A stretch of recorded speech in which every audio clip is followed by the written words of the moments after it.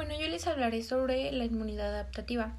¿Qué es la inmunidad adaptativa? Esta se adquiere después de la exposición de una enfermedad, responde a una sustancia extraña o un microorganismo, como sucede después de alguna infección o vacunación, al igual que la especificidad, la diversidad y la memoria. Si la inmunidad innata no acaba pronto con el patógeno invasor, puede establecerse en los tejidos y es ahí cuando este mecanismo de la inmunidad adaptativa entraría en acción. Seguiremos con la adaptación de las reacciones ante amenazas específicas. Existe una gran cantidad de antígenos que son difíciles de contar y ningún sistema es capaz de reconocerlos pues en su totalidad. Sin embargo, la inmunidad adaptativa está muy aproximada a esto, ya que se puede decir que se adapta a estos antígenos que se encuentran en un individuo por lo largo de su vida. Y es ahí cuando los linfocitos y los fagocitos interactúan para efectuar las 4 características de la inmunidad adaptativa. Comenzando con estas 4 características de la inmunidad adaptativa, tenemos la primera, la cual es el autorreconocimiento contra el reconocimiento de agentes extraños. Este comienza con los patrones moleculares que le da la identidad única a cada clase de célula o virus. La membrana plasmática de nuestras células contiene marcadores MHC, las cuales son proteínas de autorreconocimiento nombradas por los genes que las codifican. Las células T también poseen receptores de antígenos, los cuales son llamados receptores de células TCR. Una parte de este mismo reconoce a las MHC como parte de sí mismos y la otra reconoce a un antígeno como extraño. En la parte de abajo tenemos pues la foto de algunos marcadores de MHC. Por otro lado tenemos otra característica que es la especificidad. Bueno, pues esta se encarga de que las defensas se adapten para dirigirse a ciertos antígenos. Por otro lado tenemos a la diversidad. Esta se refiere a los receptores de antígenos en la agrupación de células B y T. Cabe mencionar que existen miles y millones de diferentes receptores, de tal forma que un individuo puede defenderse a esta misma cantidad de amenazas. Y por último tenemos a la memoria. Esta habla de la capacidad del sistema de recordar un antígeno. Las células B y T se tardan unos días en responder por primera vez que se encuentran a un antígeno en una gran cantidad, porque esto es algo nuevo para ellos. Es por esto que si surge de nuevo, efectúan una respuesta más rápida y fuerte para contraatacar. Por ello mismo no te enfermas de la misma forma y pues el efecto es como más leve. Como primer paso tenemos la alerta de los antígenos. Si bien nuestro primer paso consistiría en identificar un antígeno mientras que nuestra célula B o T es recién creada, por lo cual es inexperta o incluso inocente, estas mismas son llamadas células B o T naive, aunque todavía ningún antígeno se ha unido a los receptores, pero una vez que ocurre esto se comienza a dividir por la mitosis y se crea una misma cantidad o una gran cantidad de ellos. Los receptores de la célula T no reconocen un antígeno a menos que se los presente una célula que esté encargada de esto, es decir, los macrófagos, las células B y las dendríticas. En primer lugar, estas se envuelven en un antígeno, se forman vesículas que contienen partículas antigénicas en el citoplasma y se fusionan con lisosomas. Las enzimas lisosomales digieren la partícula en fragmentos y de ahí los lisosomas también contienen marcadores MHC que se unen a algunos fragmentos del antígeno. Los complejos resultantes antígeno MHC se exhiben en la superficie de la célula cuando las vesículas se fusionan con la membrana plasmática. La exhibición de los marcadores MHC emparejados con los fragmentos del antígeno equivale a una llamada para combatir. Cualquier célula T que lleva receptor de este antígeno se unirá al complejo antígeno MHC. Entonces comenzará a secretar la citosina, lo que indica a todas las otras células B o T que contienen el mismo receptor de antígeno que deben dividirse una y otra vez. A la vuelta de unos días se forman inmensas poblaciones de células T y B, cada una de ellas reconoce el mismo antígeno, en su mayoría son células efectoras. De una forma más sencilla tenemos las dos imágenes. Bueno, pues la imagen A es cuando un macrófago ingiere una célula extraña y en la B pues es como una forma más corta de ver todo el proceso que acabo de explicar, que es cuando pues ocurre un encuentro hasta la exhibición, cuando una célula B, un macrófago o una dendrítica envuelven a una partícula antigénica. En este caso, pues una bacteria. Estas células se envuelven y procesan y pues posteriormente muestran al antígeno unido a marcadores MHC y el antígeno exhibido se presenta en las células T. Bueno, pues como pueden ver en la imagen, la célula envuelve una partícula portadora de antígeno y se forma la vesícula endocítica, mientras que pues el lisosoma se funde con esta misma. La partícula se digiere en fragmentos y pues los marcadores de MHC se unen a los fragmentos del antígeno hasta formar pues los complejos de antígeno MHC y se exhiben sobre la superficie celular. Y por mi parte sería todo. Cualquier célula T que lleve ya con ella algún receptor del antígeno para unirlo al complejo antígeno, esto les indica a las células T y a las células B que necesitan dividirse demasiadas veces para así tener una inmensa población de estas. La mayoría de las células son efectoras de memoria y también las células T y B, las cuales estarán preparadas para un posible reencuentro con el antígeno. La inmunidad adaptativa dispone de dos armas, por así llamarlo. La primera son las reacciones que se realizan mediante la ayuda de los anticuerpos y las células, las cuales a su vez trabajan de la mano para eliminar posibles amenazas. Y también al momento en el que se produce una amenaza se actúa de diferente manera conforme a cómo se presentó. Un ejemplo de esto serían los hongos, los cuales pueden circular muy rápido mediante nuestra sangre. Cuando esto ocurre, las células ya fueron detenidas por las células B y otros fagocitos presentes en la respuesta inmune mediada por anticuerpos. Es así que las células B producen proteínas y anticuerpos que se unen a partículas portadoras de antígenos. Pero no siempre las células B detectan las amenazas presentadas y cuando esto pasa ya les dio suficientemente tiempo, en este caso a los hongos, para ocultarse y reproducirse.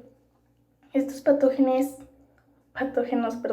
se ven señalados principalmente por la respuesta inmune mediada por células, las cuales no involucran de cierta forma a los anticuerpos. En esto, las células T son las encargadas de identificar y destruir a las células que ya fueron alteradas o infectadas. Desde que se envuelve una partícula que porta algún patógeno, una célula dendrítica o un macrófago lo llevan al nódulo linfático y ahí es cuando presentará su antígeno a varias células T que filtrarán estas a través del nódulo linfático.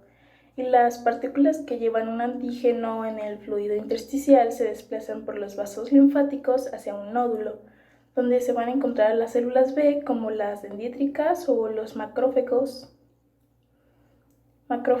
y estas van a envolverse y procesar el antígeno a las células T que pasarán al nódulo. Un dato curioso es que cualquier partícula antigénica que logre escapar para introducirse en la sangre sería captada por el vaso. Ahora, cuando tienes una infección, los nódulos linfáticos se encuentran hinchados debido a que existen muchas células T en su interior y al momento en que se presentan menos antígenos también se requieren de menos combatientes pues para combatirlos. Además, las proteínas colaboran en la limpieza debido a que se entrelazaron con los grupos de anticuerpo-antígeno, formando grandes grupos, logrando exterminar a los antígenos. Ahora les voy a explicar una imagen con las que supongo que se les hará más fácil lo que ya les expliqué. Como ya dije, el sistema inmune se deriva de dos respuestas. la respuesta inmune mediada por anticuerpos y la respuesta inmune mediada por células. La respuesta inmune mediada por anticuerpos se conforma de células B naive, antígenos y sus complementos, los cuales son las células B activadas, que a su vez se desglosan las células B efectoras y las células B de memoria. Después tenemos las células presentadoras de antígenos, en las cuales tenemos las células T ayudadoras naive, las cuales se derivan de las células T ayudadoras efectoras más las células T ayudadoras de memoria. Y como vemos, hay un enlace con las células B activas y las células T citotóxicas naive. En esta respuesta inmune mediada por células tenemos las células T citotóxicas de naive, que a su vez se desglosan en las células T citotóxicas efectoras y las células citotóxicas de memoria. Hola, bueno, pues a mí me toca presentarles el tema de anticuerpos y otros receptores de antígenos. Y para comenzar con este tema me gustaría empezar explicándoles un poco de su estructura. Y bueno, pues su estructura se compone principalmente de 4 polipéptidos idénticos, que a su vez se dividen en 2 de cadena ligera y 2 de cadena pesada, que pues están constituidos por proteínas que son receptores de antígenos constituidas por células B, y como podemos ver en la imagen adoptan una forma de Y o Y. Bueno, ambas cadenas poseen una región variable y una constante que también podemos observar en la imagen. Para que puedan diferenciar la imagen, las cadenas externas que solo tienen pues 2 uniones son las cadenas ligeras, mientras que las internas que poseen pues como una colita más larga son pues las cadenas pesadas. Al igual que en la imagen podemos observar que ambas tienen una porción constante que ya está señalada y pues la porción variable de la cadena ligera. Al igual que podemos mencionar que estas se unen del antígeno que originó su síntesis, al igual que circulan pues en la sangre, como ya sabemos, y pues posteriormente se introducen al fluido intersticial. Lo que hacen es que facilitan la fagocitosis, es decir, que pues neutralizan toxinas o agentes patógenos.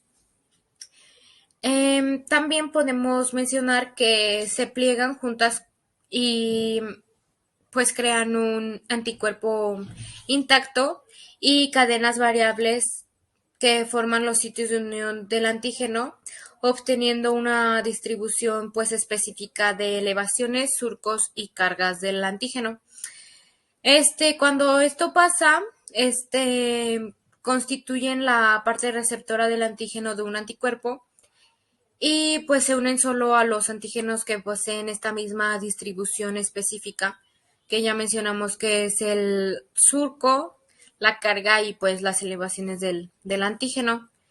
Al igual que para hablar de los anticuerpos, pues cada anticuerpo posee una región constante que determina su identidad, es decir que pues le da una estructura específica o una clase. Y pues existen 5 tipos de clases que veremos a continuación.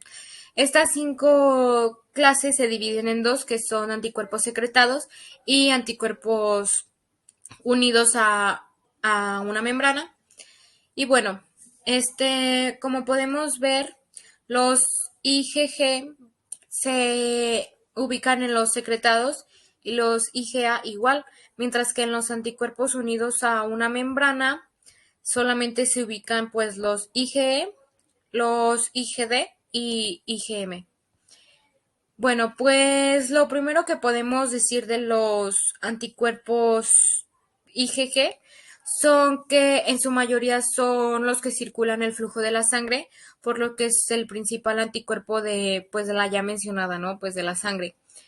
Y pues estos se encargan de neutralizar toxinas, protegen pues al feto, son los únicos que pueden pues proteger al feto antes de que su propio sistema inmune se active, mientras que los IgA que están por abajo, este es el anticuerpo principal de las mucosas y de otras secreciones, em, como las lágrimas, la saliva, la leche, entre otros, y se presentan en forma de dímero, al igual que interfieren con la unión de bacterias y virus con las células. Es decir, pues también dan respuesta inmune. Este, mientras que los unidos a la membrana tenemos los IgE, que están anclados a la superficie de los basófilos, mastocitos, entre otras células dendríticas. Por otro lado, tenemos los IgD, que pues son simplemente receptores de células B. Y pues por último, tenemos los IgM, que es un receptor pues igual de células B, pero funciona como monómero. También es secretado como pentámero, es decir, que es un grupo de 5, como podemos observar en la imagen. Y pues esto sería todo de mi parte. Muchas gracias. Bueno, acompañando la explicación sobre la imagen, pues así surge la diversidad de los receptores de antígenos con una cadena ligera de anticuerpo como ejemplo, la cual se va a utilizar. Ay, disculpe. Los anticuerpos son proteínas, los genes codifican instrucciones para sintetizarlos. En la ilustración de regiones adyacentes a lo largo de los cromosomas se dividen en diferentes segmentos.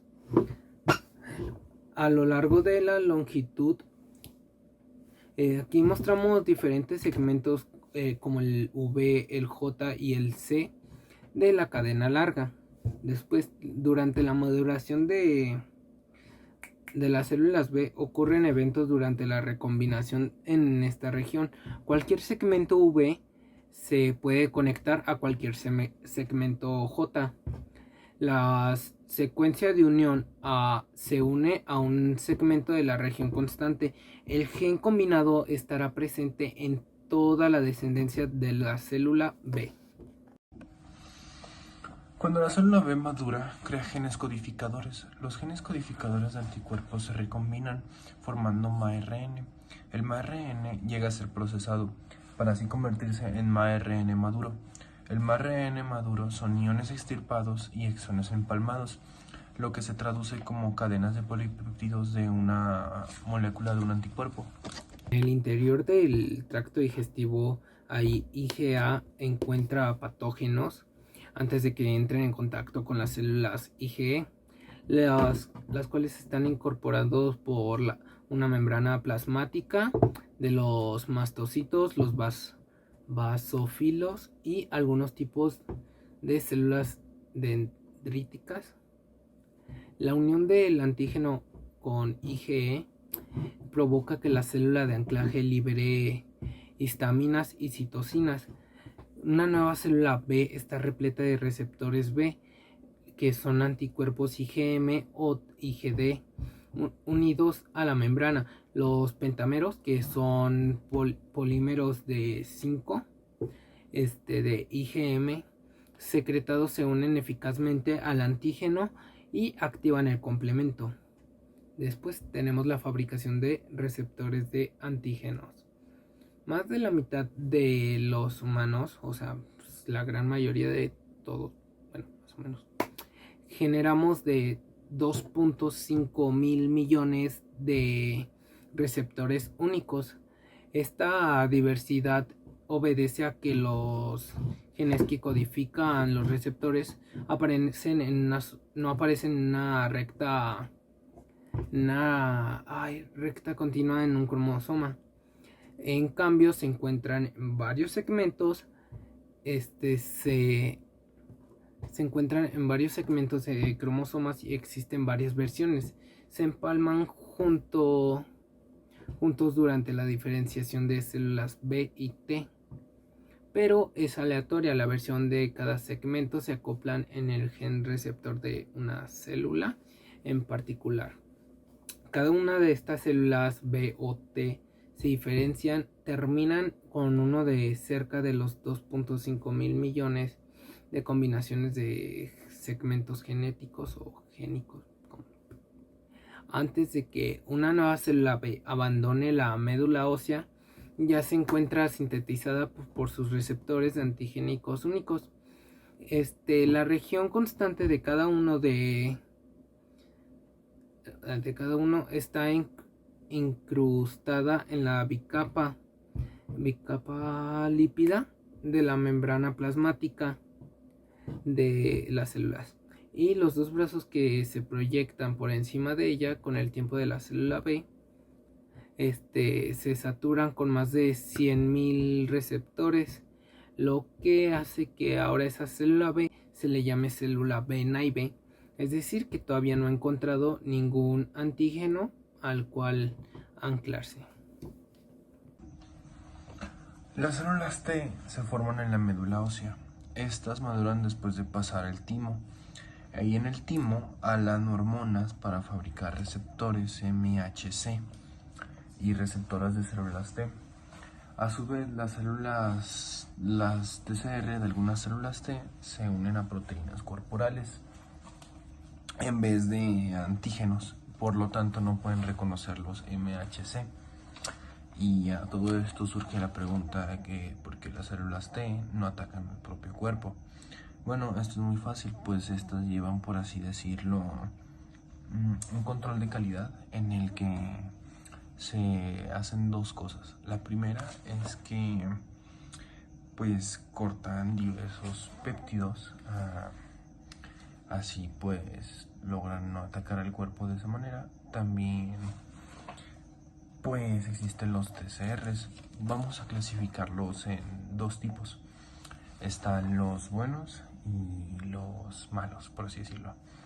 Los malos lo que hacen es que tiran todas las cosas pues que podrían afectar o dañar a algo, las desechan, las tiran para afuera, por así decirlo. Las otras, como dije, cortan diversos péptidos de diversas proteínas y a su vez le pegan en. Los TCR identifican proteínas propias. De esta manera pues logramos hacer que no se confundan y no quieran atacar proteínas de nuestro propio cuerpo, siendo así que simplemente ataquen proteínas terciarias, porque si no lograran identificar estas proteínas propias terminarían atacando el propio cuerpo y no serviría de nada. Es por eso que llegan a tener estos TCRs que los ayudan a identificar estas proteínas. Algunas células T no se logran unir a los TCRs ni a los MHC, por lo tanto se terminan muriendo. Esto y todas las células T que no se logran unir a nada. Toda célula T que abandone el timo para empezar su viaje por el sistema circulatorio llega a tener TCR funcionales. Y pues básicamente esta es la explicación del por qué las células T maduran después de pasar el timo, lo que hacen en el timo y la explicación del cómo logran hacer que estas células no ataquen el propio cuerpo ni se autosaboten gracias a los TCRs.